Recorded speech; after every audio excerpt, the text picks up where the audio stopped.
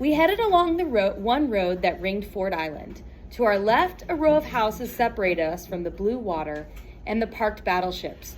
To our right, beyond some palm trees and administrative buildings, a patrol bomber took off from the runway at Ford Island Naval Air Station, where our dads worked. Maybe the Arsenal is the son of a sea king, Stanley suggested. He surfs around the coast righting wrongs. Or he lives in Atlantis, I said, and a huge kraken destroys the city and eats his entire family. So he goes on a one-man crusade to rid the seas of giant monsters. Stanley chuckled. You always come up with the worst things to happen to our characters. I guess I do, I said, forcing a laugh. If Stanley only knew. A green U.S. Navy fighter plane zoomed overhead, and Stanley and I waved. The pilot responded by tipping his wings down at us. We couldn't see his face, but he must have been someone Stanley and I knew through our dads. I smiled as we kept walking. Then I froze. Just ahead, under a huge old banyan tree, two boys named Arthur Edwards and Johnny Ross were hovering threateningly over a younger boy named Charlie Moore. Stanley and I knew all three boys.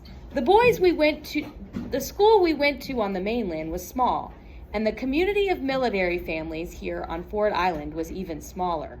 Charlie was a grade younger than us and played a saxophone in the school band. Arthur and Johnny were in the 9th grade, and they were bullies. When I'd first moved to Pearl Harbor, Arthur and Johnny had picked on me like they picked on everyone. But then something strange had happened. As I'd gotten bigger and stronger, I'd gotten better at sports, which made me more popular. Suddenly, kids like Arthur and Johnny and their friends started saying hey to me in the halls, and I was pretty sure Arthur's younger sister, Maxine, who was in my grade, was sweet on me, which was new too. I didn't know how to handle any of it, so I just avoided them. Arthur and Johnny most of all. Hey, McCoy, Johnny said to me now, and Arthur raised his chin to acknowledge me. Hey, Stanley said, even though they had conspicuously not said hello to him. He frowned. What's going on? It was perfectly clear what was going on.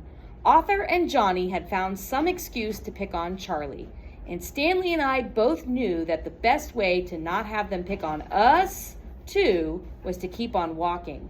Come on, Stanley, I said. Let's go home. Charlie stole my bike, Arthur said, grinning. A red bicycle lay on its side among the roots of the banyan tree. A red bike we all knew belonged to Charlie. I did not, Charlie cried. This is my bike. Pretty sure he's right, said Stanley. Pretty sure you should mind your own business, Johnny told him. I didn't like where this was going. There were 100 ways this could end badly, 1,000. And in almost every case, someone was going to get hurt. Stanley, don't, I said, but he was already stepping up close to Arthur and Johnny. Beat it, creep, Johnny said, and gave Stanley a shove.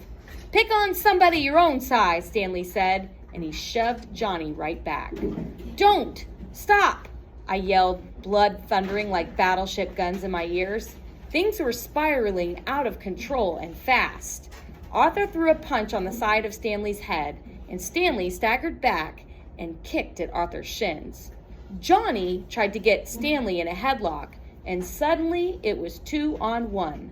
I ducked and cringed with each punch, but I stayed rooted to my spot like the big banyan tree. I wanted to help, but I didn't want to get hurt. Not again. Charlie used the distraction to run away, abandoning his bike. Wait! Stanley called after him. Johnny hit Stanley in the stomach when he wasn't looking. While Stanley was doubled over in pain, Arthur snatched up Charlie's bike, hopped on, and started pedaling away as fast as he could. Johnny sprinted after him, laughing all the way. Stanley picked up a rock and hurled it at the boys as they fled, but it missed them by a mile. The danger gone, my feet became unstuck from the ground. I hurried over to Stanley, but he pushed my hands away. What the heck, Frank? Stanley said. His voice was angry and wounded, his left eye swollen. You're bigger than both of those guys. We could have beaten them if you'd helped me. Why didn't you? I knew the reason. It was because of the incident. Because I was afraid of getting hurt. Stanley stood there and waited for me to say something, anything. When I couldn't, he turned and stalked off for home.